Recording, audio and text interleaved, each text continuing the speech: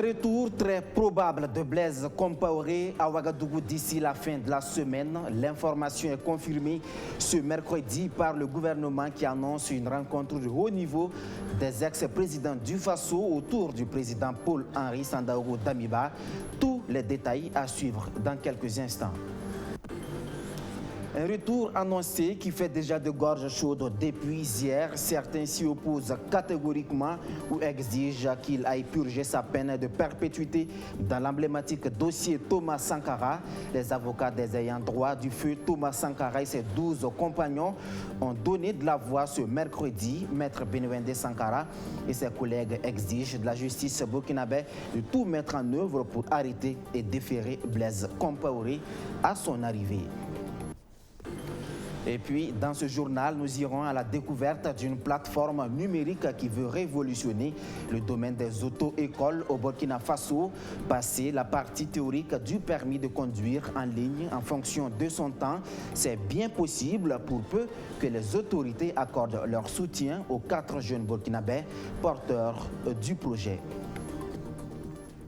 Voilà pour l'essentiel de l'actualité de ce 6 juillet 2022. Merci de nous rejoindre, mesdames et messieurs, et toutes nos excuses pour ce faux départ indépendant de notre volonté.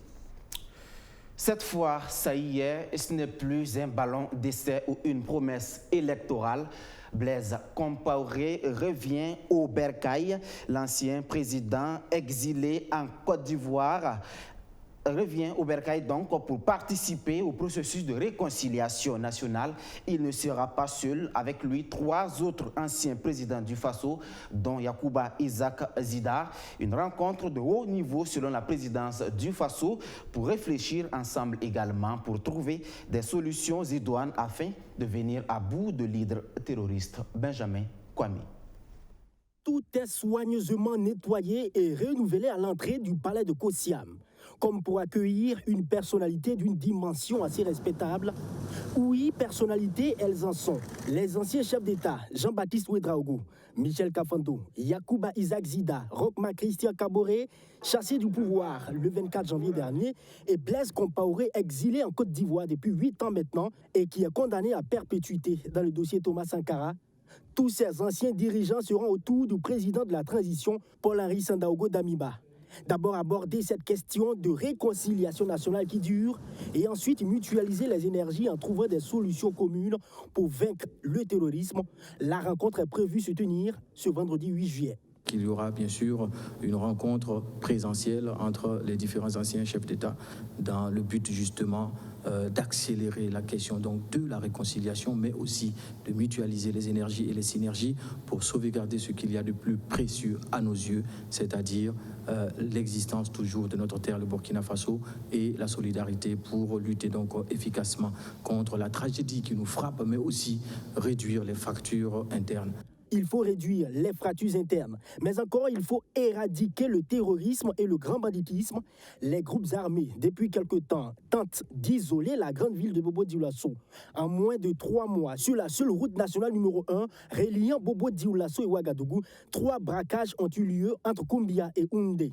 Une autre intervenue le dimanche dernier, où le poste de péage de Pas, toujours sur la même route, a été attaqué, ce qui fait craindre plus d'un. L'ambassade de France a même invité ses compatriotes à éviter cette voie. Le gouvernement est conscient de la menace, il annonce une enquête. Une tentative d'isolement. Le ministre donc, de l'administration territoriale, mais aussi le ministre du Transport, a fait une communication orale au Conseil de ce jour concernant donc cette attaque du poste de péage de Pas. Pour le moment, les enquêtes sont en cours pour déterminer la nature des attaques afin de confirmer s'il s'agit bien d'une attaque terroriste ou s'il s'agit d'un acte de grand banditisme. Il y a un jumelage donc entre terrorisme et grand banditisme. Et parfois, quand il y a des actes comme ça, il est important d'abord de savoir identifier la source ou la cause ou de donner une identité à ceux qui ont perpétré ces actes-là et ne pas tout de suite tirer en fait des conclusions. Toujours est-il que les dispositions sont prises par le ministère de la Défense, mais aussi par le ministère de l'Administration territoriale et de la Sécurité pour garantir donc la circulation courante des Burkinabés entre ces 2 villes-là. 24 mois, c'est ce qui a été décidé par les chefs d'État de la CEDEAO pour la transition en cours au Burkina Faso après le sommet d'Accra, un calendrier qu'avaient proposé plusieurs partis politiques après leur rencontre avec le chef du gouvernement par voie de presse. Les partis politiques annonçaient que le gouvernement maintenait ses 36 mois de transition. La ministre en charge des Affaires étrangères scande que c'est le gouvernement même qui a fait cette proposition aux facilitateurs de la CEDEAO. Ce n'est donc pas un diktat. Et je voudrais aussi relever que les 24 mois pour compter du mois de juillet, en fait, a été une proposition du gouvernement du Burkina Faso. Ça n'a jamais été un diktat comme d'aucuns le relèvent au niveau de la toile. Ça a été librement proposé par le Burkina Faso et pour en fait être en phase avec la notion d'acceptabilité que la CEDEAO nous a demandé. Le Conseil a également adopté un rapport. Il marque l'agrément pour la nomination d'un ambassadeur extraordinaire et plénipotentiaire de la Fédération de Russie au Burkina Faso avec résidence à Abidjan. La nomination du dit ambassadeur a été approuvée par le président du Faso. Je vous l'annonçais donc en début de journal. C'est un retour annoncé qui divise les Burkinabés depuis hier. Certains s'y opposent catégoriquement ou exigent qu'il aille purger sa peine de perpétuité dans l'emblématique dossier judiciaire Thomas Sankara. Les avocats des ayants droit du feu Thomas Sankara et ses 12 compagnons ont donné de la voix ce mercredi. Maître Benouende Sankara et ses collègues appellent les autorités judiciaires à prendre toutes leurs responsabilités, notamment faire arrêter et déférer Blaise Compaoré. Dans le reste de l'actualité, elle a été à la rencontre justement de Blaise Compaoré il y a quelques semaines, mais rien n'a filtré de cette rencontre. Elle, c'est Anaïs Drabo, une figure récente de la société civile qui s'est éteinte ce mercredi suite à un accident de route intervenu sur la route nationale numéro 1. Anaïs Drabo s'est révélée à l'opinion lors des manifestations qui ont précédé la chute de Roch Marc Christian Kaboré. Elle était une figure de proue du controversé mouvement Sauvons le Burkina Faso, plusieurs fois arrêtée puis relaxée sous Roch Kaboré. Interpellation violente d'acteurs de la société civile. Cette fois, nous sommes en Guinée.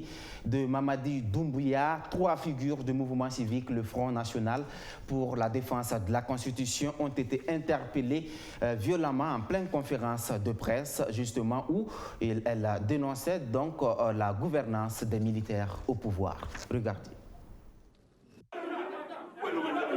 En Guinée, la police a interrompu une conférence de presse du FNDC en interpellant 3 membres de l'organisation de l'opposition.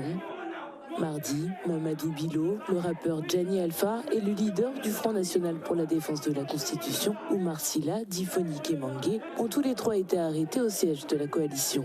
Les 2 premiers ont été battus et leurs vêtements déchirés par des policiers.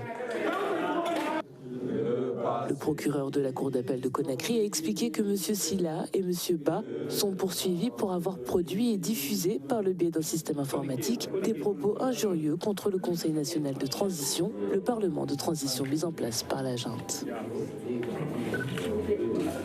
Le FNDC est sentinelle de la démocratie. Nous avons décidé de nous battre pour un retour à l'ordre constitutionnel. Maintenant que nous voyons que nous ne sommes plus dans un état de droit, il n'y a plus de porte ouverte pour le dialogue, nous voyons que nous sommes dans une dictature, nous allons mener ce combat et ce combat sera mené par le peuple de Guinée et nous appelons le peuple à rester mobilisé jusqu'à ce que la Guinée devienne un pays démocratique et vertueux. Je vous remercie. Le FNDC a orchestré des mois de mobilisation de 2019 à 2021 contre l'ancien président Alpha Condé, renversé en septembre 2021 par une junte dirigée par le colonel Mamadi Doumbouya. Le chef de la junte s'est engagé à remettre le pouvoir à des civils élus dans un délai de 3 ans, un délai rejeté dimanche par la CEDEAO. Retour au Burkina Faso et direction la région de l'Est où la commune de Fadangourma a désormais une délégation spéciale. L'équipe était très attendue depuis la dissolution des conseils municipaux à la faveur du coup d'État de janvier dernier. C'est donc une véritable bouée de sauvetage pour cette commune à fort défi humanitaire dû à la situation sécuritaire. Et c'est le préfet de la localité, Boukari Sana, qui a été choisi pour conduire cette délégation spéciale. Sandrine Zougouri. Boukari Sana, préfet du département de Fadangourma, est désormais le président de la délégation spéciale de cette ville de l'Est du pays. Avec cette équipe de 18 membres, la commune de Fada est enfin soulagée après 5 mois d'attente. Le nouveau président entend mettre l'accent sur le développement local sans oublier le volet sécuritaire. La priorité pour les 3 ans à venir, c'est le développement local.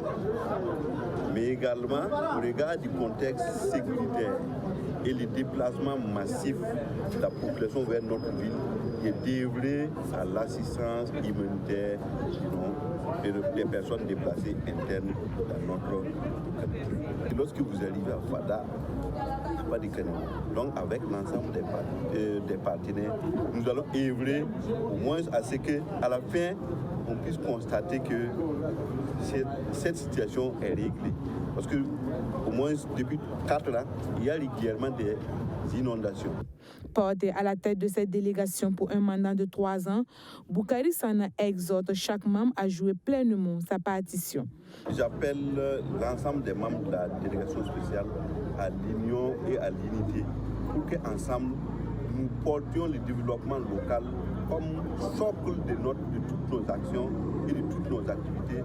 L'union et l'unité pour qu'ensemble nous travaillions à la cohésion sociale fortement érodée dans notre commune. Au regard de la double crise sécuritaire et de succession au trône royal qui secoue cette région, le président invite la population à l'unité et à la cohésion sociale. Vous l'avez entendu tout à l'heure, la commune de Fadangourma accueille des milliers de déplacés internes du fait de l'instabilité sécuritaire dans la région. Comment justement prendre en charge avec efficacité la situation humanitaire des près de 2 millions de déplacés internes au Burkina Faso?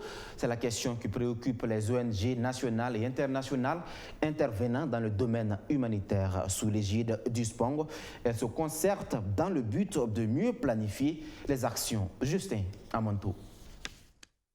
Selon les estimations, le Burkina Faso compte aujourd'hui près de 2 millions de personnes déplacées internes. Une situation humanitaire de plus en plus critique dans le pays. Pour répondre efficacement aux besoins des vulnérables, les ONG nationales et internationales intervenant dans le domaine de l'humanitaire, comme l'ONG SPONG, sont en concertation. Objectif, renforcer ensemble les actions humanitaires dans le pays. Il s'agit d'une concertation entre acteurs afin de mieux répondre de façon collaborative à la profonde crise sécuritaire et humanitaire que le Burkina Faso traverse. Et nous savons que dans un tel contexte, il est important que les acteurs travaillent en complémentarité de façon à pouvoir répondre efficacement aux besoins des personnes déplacées et des communautés hôtes. Selon la directrice du partenariat avec les ONG, il faut que les acteurs qui luttent pour le bien-être des populations travaillent ensemble pour élaborer de meilleures recommandations afin de relever les défis. Nous, en tant que plus ou moins porte-parole donc des ONG au niveau du gouvernement, il était de bon ton que nous soyons là pour accompagner cette initiative-là et permettre donc de voir ensemble avec donc le SPONG et les différents acteurs comment donc à terme arriver donc à formuler un certain nombre de recommandations fiables, dynamiques pour pouvoir donc arriver donc à avoir cette synergie d'action-là que nous voulons donc dans le domaine donc de l'humanitaire. Depuis l'avènement de la crise sécuritaire au Burkina Faso, les acteurs du monde du développement sont confrontés à une double réalité. Il s'agit des défis du développement et des défis humanitaires liés au contexte de l'insécurité. Je vous le disais en titre, c'est une innovation qui pourrait révolutionner le secteur des auto-écoles au Burkina Faso. 4 jeunes burkinabés viennent de porter sur les fonds baptismaux une plateforme numérique sur laquelle les usagers pourront apprendre gratuitement le code de la route, apprendre mais aussi passer l'examen pour valider cette étape cruciale dans l'obtention du permis de conduire. Mais avant, ces jeunes innovateurs ont besoin de l'accompagnement étatique pour l'aboutissement du projet. Présentation avec Maxime Ilboudou. Réussir le permis de conduire en apprenant depuis la maison, c'est désormais possible avec la plateforme penam.com.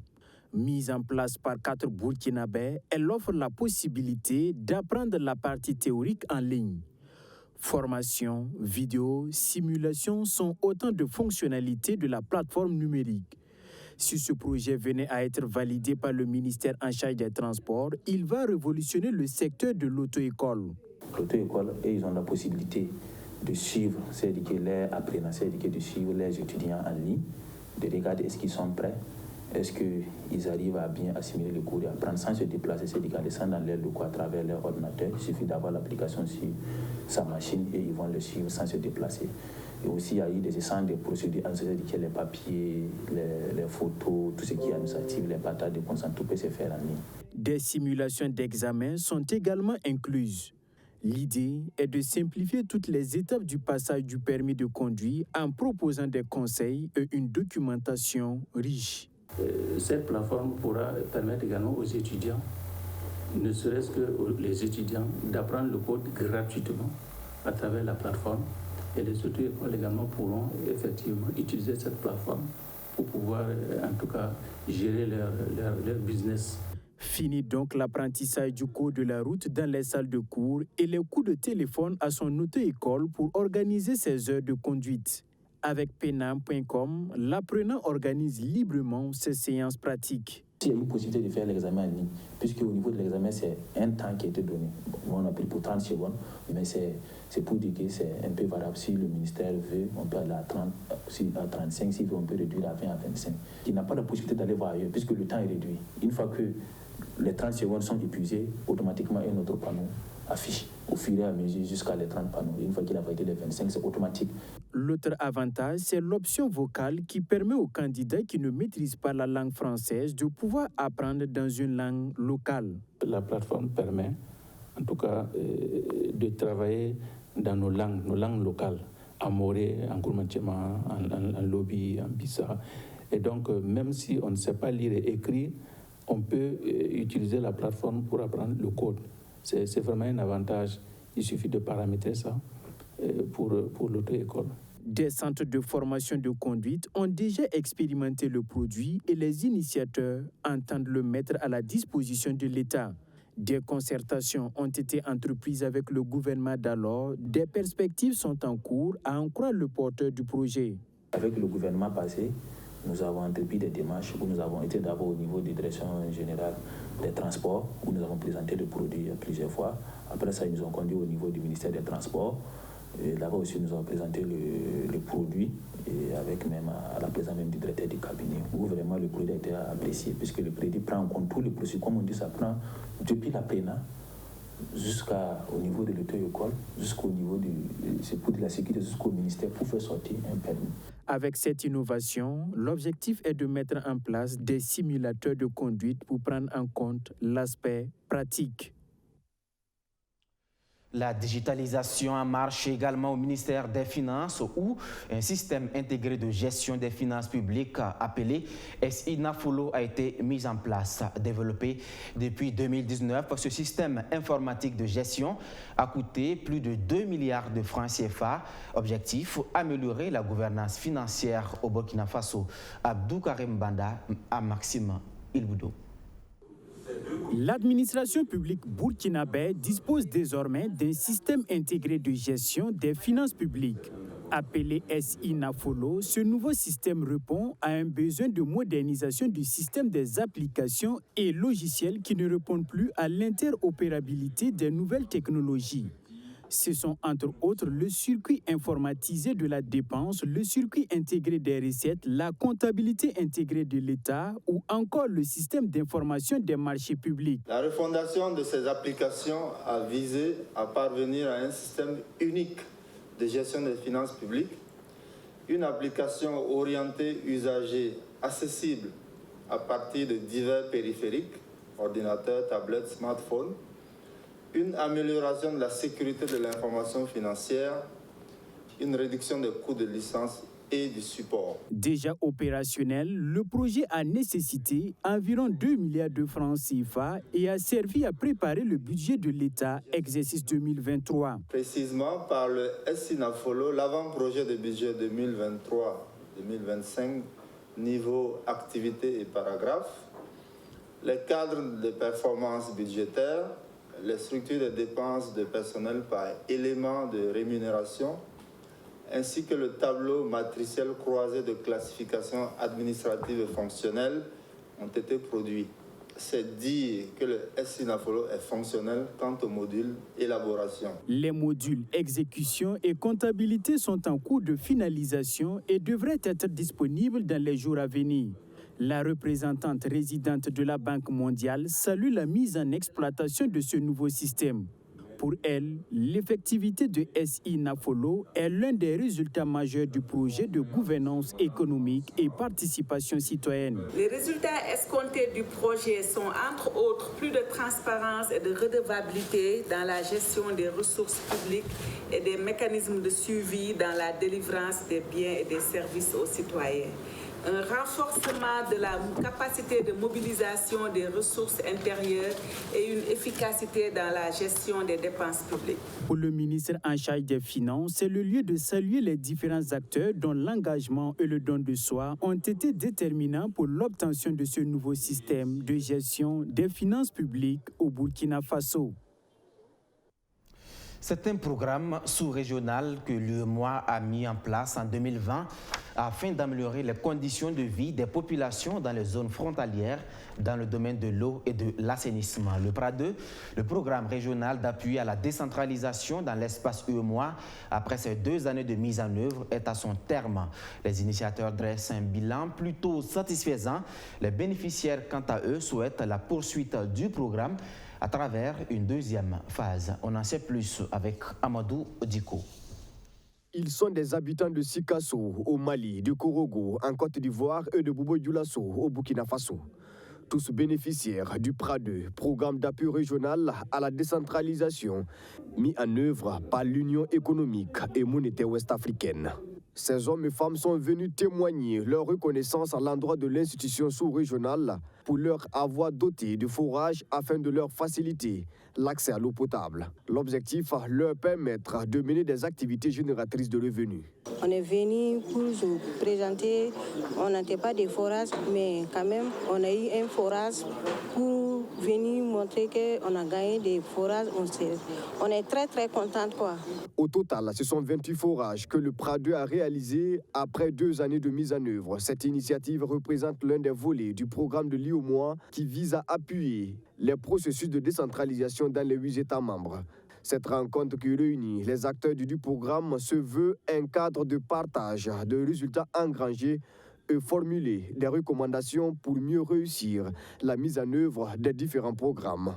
Globalement, ce qui a été fait montre que tout a été réalisé dans les règles là, au niveau donc des forages, et puis les populations elles-mêmes sont venues, ont apprécié, et nous avons la satisfaction que ces forages qui ont été réalisés augurent de bonnes perspectives pour le reste du programme qui est en train de démarrer et qui va impacter l'ensemble des zones transfrontalières de notre espace.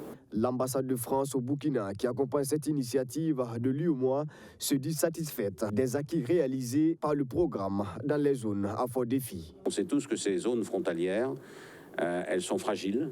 Les populations sont souvent se sentent en tout cas délaissées, manque de services apportés par la collectivité, les collectivités publiques en général. Et donc si on a contribué un tant soit peu à convaincre les populations locales que l'État, les régions, l'UEMOA leur servent à quelque chose et sont capables de leur apporter des services, je crois qu'on a apporté une pierre à l'édifice qui consiste à recréer ce lien régional, social et intercommunautaire.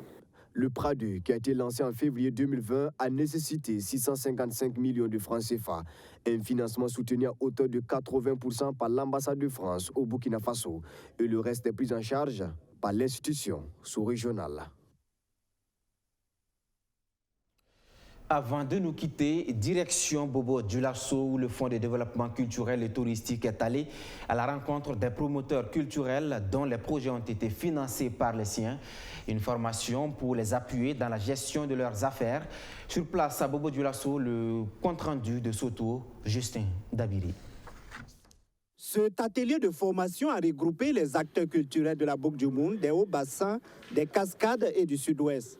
Organisée par le Fonds de développement culturel et touristique FDCT, cette session de formation vise à accompagner les acteurs culturels dans la mise en œuvre réussie et la bonne exécution des projets artistiques et culturels financés par le Fonds. Les projets ont retenu notre attention, mais une chose est de bien gérer ces projets et qu'aujourd'hui nous voulons mieux les capacités pour qu'ils aient une meilleure possibilité de gérer ces projets pour que nous atteignions ensemble les résultats escomptés. Il y aura des modules comme la gestion des projets, les modules sur les conventions, l'exécution des conventions, sur le suivi et évaluation des projets et le montage des projets et la recherche de financement. Parce que c'est vrai que pour le moment, nous les finançons, mais nous pensons aussi au fait que si un jour nous ne sommes pas là, comment eux-mêmes ils peuvent aller chercher des financements ailleurs. Aujourd'hui, en exécutant ces projets, nous attendons à ce que l'économie nationale soit fortement impactée par l'apport de la culture et du tourisme. Il s'agit pour le FDCT, à travers cette session de formation, de donner les notions nécessaires aux acteurs culturels pour le bon déroulement de leurs activités. Une initiative du fonds bien appréciée par les bénéficiaires. Nous voulons comprendre les modalités de fonctionnement, comment bien gérer les dépenses, tout pour assurer la pérennité de la collaboration entre notre structure et le fonds. Bon, déjà, on est un peu soulagé à partir du moment que le fonds apporte une partie du budget recherché par le projet. Donc ça nous permet sereinement de continuer le plaidoyer avec les autres partenaires et pour mener à bien le programme. Plus de 130 projets pour les appels à projets lancés en fin 2021 sont financés par le Fonds de développement culturel et touristique. Il s'agit des projets d'hôtellerie, de tourisme, d'artisanat et de culture. Une manière pour le fonds de contribuer au développement de l'économie nationale à travers le tourisme et la culture. C'est ici que prend fin ce journal. Merci à tous de l'avoir suivi partout au Burkina Faso et plus précisément depuis le village de Bilemtenga dans la commune de Yargatenga dans le Koulpelogo. À demain pour d'autres actualités. Bonsoir.